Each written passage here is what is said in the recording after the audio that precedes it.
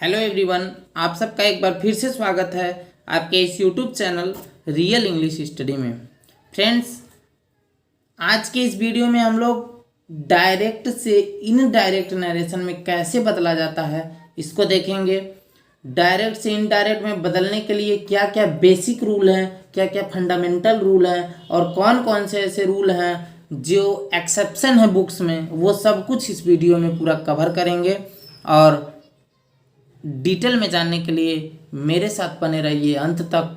तो आइए आज का वीडियो शुरू करते हैं। और आगे जाने से पहले मैं आपको ये बता देना चाहता हूँ कि नरेशन के डिफिनेशन और इंट्रोडक्शन के बारे में अगर आप जानना चाहते हैं तो इस नरेशन के पार्ट फर्स्ट को ज़रूर देखें, क्योंकि उसके बिना आपको आगे की चीज़ें बिल्कुल समझ में नहीं आने वाली हैं।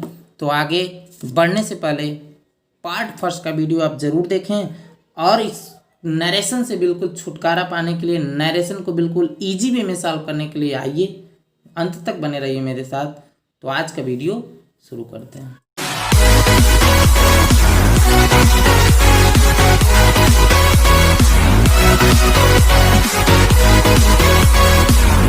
अब इस वीडियो में rules for changing direct speech to indirect speech, direct speech से इनडायरेक्ट स्पीच में बदलने के क्या क्या रूल हैं, तो आइए इसको देखते हैं। सबसे पहले जनरल रूल की बात किया जाए। डायरेक्ट स्पीच से इनडायरेक्ट स्पीच में बदलने के लिए अगर जनरल रूल की बात किया जाए ना, तो कुछ ऐसे रूल्स हैं जो हर एक तरह के टेंस में काम करते हैं, हर एक तरह के सेंटेंसों में काम करते हैं। उसी को जनरल रूल बोला जाता है, जनरल रूल। तो जनरल रूल ये बताता है कि इनडायरेक्ट स्पीच में बनाते समय इन्वर्टेड कामा को हटा देते हैं। इट मीन्स जब हम डायरेक्ट से इनडायरेक्ट नरेशन में बना रहे होंगे तो सबसे पहला काम ये करेंगे कि इनडायरेक्ट नरेशन में कहीं भी इन्वर्टेड कामा नहीं लगा रहता, तो इसलिए इसको हटा ही देते हैं। और इसको हटाने पे क्या यूज होता है ये सब हम लोग आगे देखेंगे, लेकिन जनरल रूल ये हुआ कि इन्वर्टेड कामा को हटा देना है। सेकेंड रूल की बात किया जाए कि रिपोर्टिंग वर्ब जो होती है ना, रिपोर्टिंग वर्ब किसे कहते हैं, इसकी डिफिनेशन फर्स्ट पार्ट में है, आप वहाँ से जाके देख सकते हैं। लेकिन रिपोर्टिंग वर्ब का जो टेंस होता है वो कभी भी नहीं बदलता है। कुछ बच्चे रिपोर्टिंग वर्ब का टेंस भी चेंज कर देते हैं, तो ऐसा काम कभी नहीं, भूल के भी करना है। रिपोर्टिंग वर्ब का जो टेंस होता है ना वो कभी नहीं बदलता है। और नेक्स्ट बात है कि रिपोर्टिंग वर्ब को इनडायरेक्ट स्पीच के भाव के अकॉर्डिंग रिपोर्टिंग वर्ब का टेंस नहीं बदलेगा, लेकिन उसके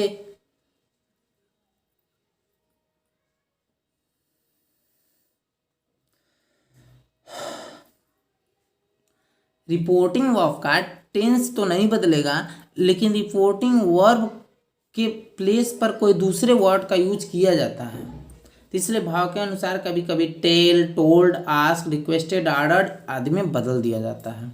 किसमें क्या लगता है ये सब हम आगे सेपरेट वे से देखेंगे। आगे आइए देखते हैं कुछ जनरल रूल्स और क्या क्या हैं।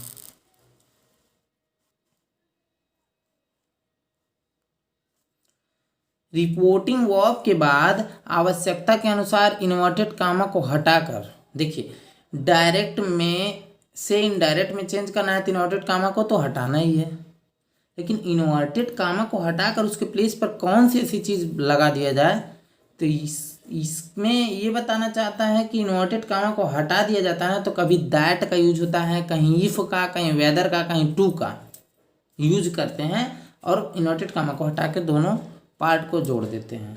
किस जगह दैट लगता है, किस जगह इफ लगता है, कहाँ वेदर लगता है और कहाँ टू लगता है, इसकी भी बात हम लोग आगे करेंगे वीडियो में। तो इसको डिटेल में जानने के लिए आप अंत तक बने तो रहिए, देखिए सब कुछ मिलने वाला है। फिर एक और जनरल रूल है कि टेंस, पर्सन तथा निकटता सूचक शब्द जो होते हैं, टेंस भी चेंज होता है, पर्सन भी चेंज होता है और निकटता सूचक शब्द भी चेंज होते हैं। इन सब में भी चेंजिंग की जाती है। कैसे की जाती है आगे भी पार्ट में हम लोग देखेंगे। लेकिन सबसे पहले जो इम्पोर्टेंट बात यह है कि डायरेक्ट से इनडायरेक्ट में बदलने से पहले हमको सबसे पहले ये जानना आवश्यक है ना कि कौन कौन से टाइप के किस किस टाइप के सेंटेंस जो है कि आएंगे उसमें इन्वर्टेड कामा के अंदर, क्योंकि हर एक सेंटेंस का अलग अलग रूल होता है। तो ये जानना जरूरी है कि सेंटेंस कितने टाइप के होते हैं और कौन कौन से सेंटेंस आएंगे। तो सबसे पहले अर्थ के अकॉर्डिंग अगर देखा जाए तो सेंटेंस के 5 पार्ट होते हैं। सेंटेंस इन्वर्टेड कामा के अंदर जो आने वाला सेंटेंस है वो 5 तरह के ऐसे सेंटेंस हैं जो इन्वर्टेड कामा के अंदर आएंगे। तो सबसे पहला सेंटेंस है असर्टिव सेंटेंस, जिसको हम लोग हिंदी में साधारण या कथनात्मक वाक्य कहते हैं। दूसरा है इंटेरोगेटिव सेंटेंस, जिसको प्रश्नवाचक वाक्य कहा जाता है। थर्ड इंपेरेटिव सेंटेंस, जिसको आज्ञार्थक या प्रार्थना सूचक वाक्य कहते हैं। फोर्थ है ऑप्टेटिव सेंटेंस, जिसको इच्छाबोधक वाक्य कहते हैं। और फिफ्थ है एक्सक्लामेटरी सेंटेंस, जिसको विस्मयादि बोधक वाक्य कहा जाता है। एक्सक्लामेटरी सेंटेंसेस, जिसको विस्मयादि बोधक वाक्य कहते हैं। इन सभी सेंटेंस को चेंज करना होता है हमको डायरेक्ट से इनडायरेक्ट में बदलते समय। आप कॉपी पेन लेकर के बैठिए और नोट करते रहिए क्या क्या है चेंजिंग। तो सबसे पहले हम लोग डिफिनेशन वाइज सेंटेंसों की भी डिफिनेशन देखेंगे और उसको चेंज करने के रूल को भी कवर करेंगे। तो आइए आगे देखते हैं। फर्स्ट है असर्टिव सेंटेंस। तो असर्टिव सेंटेंस की अगर डिफिनेशन की बात किया जाए तो असर्टिव सेंटेंस वह सेंटेंस होता है जिसके द्वारा किसी बात के स्टेटमेंट का पता चलता है और इस प्रकार के वाक्यों को इनडायरेक्ट में निम्नलिखित रूल के द्वारा बदला जाता है। असर्टिव सेंटेंस को इनडायरेक्ट नरेशन में बदलने के लिए सबसे पहले जो मुलाकात होगी आपकी तो वो रिपोर्टिंग वर्ब से होगी। तो रिपोर्टिंग वर्ब को कैसे चेंज करना है इसके बारे में देखते हैं। तो रिपोर्टिंग वर्ब जो होती है ना, तो या तो से या सेज या सेड, इन तीनों में से अगर कोई आए और इनके बाद टू ना हो, अगर टू नहीं रहेगा तो ऑब्जेक्ट भी नहीं रहता। अर्थात अगर ओनली से सेड आएगा ना तो सबसे अच्छा तो ये है कि चेंज ही नहीं करना है, से सेड को वैसे ही रहने देना है। कब नहीं चेंज करना, अगर इनके बाद टू नहीं आता है। इट मीन्स अगर इनके बाद ऑब्जेक्ट नहीं होता है ना तो इनको चेंज ही नहीं करना है। लेकिन यदि से टू आ गया तो इसको टेल में, सेज टू आ गया तो इसको टेल्स में, और सेड टू आ गया तो इसको टोल्ड में चेंज करना अत्यंत आवश्यक है।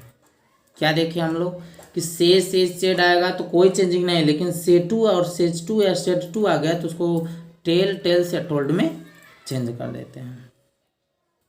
अर्थात असर्टिव सेंटेंस में रिपोर्टिंग वर्ब ऊपर बताया गया रूल के अकॉर्डिंग चेंज हो जाएगी। सेकेंड रूल की बात किया जाएगा, जैसे ही आप आगे बढ़ेंगे तो आपकी मुलाकात होगी दूसरे नंबर पर कामा से, इन्वर्टेड कामा और single comma. It mean single comma और डबल इन्वर्टेड कामा से मुलाकात होगी। तीनों को, सिंगल कामा और डबल इन्वर्टेड कामा दोनों को हटाकर दैट लगाएंगे। हमेशा नहीं लगता है दैट, लेकिन असर्टिव सेंटेंस में कहीं भी इन्वर्टेड कामा को हटा करके दैट का ही यूज करेंगे। यहाँ नीचे देखिए लिखा भी है कि असर्टिव सेंटेंस में इन्वर्टेड कामाज को हटाकर दैट का प्रयोग करते हैं। तीसरे नंबर पर बात होगी टेंस चेंजिंग रूल की।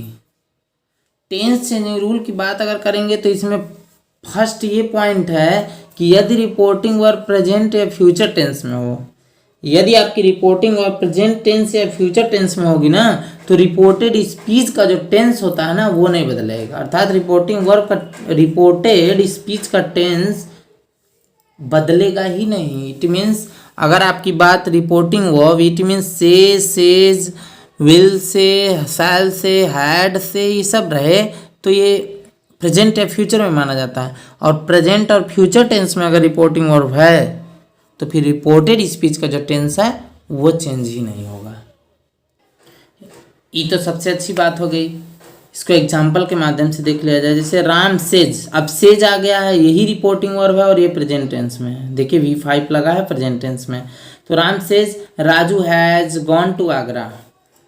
इस एग्जाम्पल को बनाना है तो कोई चेंजिंग नहीं टेंस में, बस आपको इन्वर्टेड कामा को हटा करके दैट का यूज कर देना है। बस Ram says that Raju has gone to Agra, Raju Agra चला गया, इसका सिंपल में हो जाएगा ओनली दैट। अब आगे हम लोग नेक्स्ट वीडियो में देखेंगे पार्ट 3 में कि रिपोर्टिंग वर्ब अगर पास्ट टेंस में है तो रिपोर्टेड स्पीच का टेंस किस प्रकार से बदलता है और किस किस टेंस में एक्सेप्शन होता है और पर्सन चेंजिंग रूल कैसे किया जाता है।